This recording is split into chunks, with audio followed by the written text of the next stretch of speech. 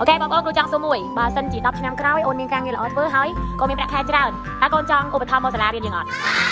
ណានិស្សិតតែកូនចង់ឧបត្ថម្ភអីជំរាបអ្នកគ្រូខ្ញុំចង់ឧបត្ថម្ភស្មារតីវីដើម្បីឲ្យអ្នកគ្រូស្រួលនៅក្នុងការសរសេរអ្វីមួយ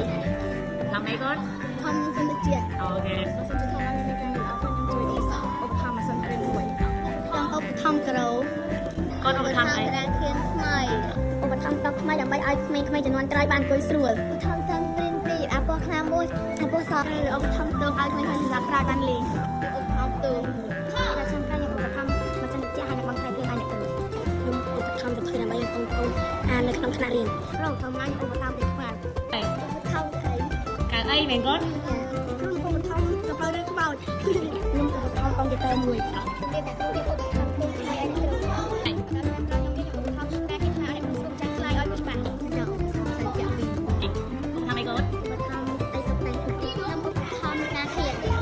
អូខេអញ្ចឹងអ្នកគ្រូជូនពរឲ្យ10ឆ្នាំក្រោយកូនបានសម្រេចបំណងប្រាថ្នាទាំងអស់គ្នាណា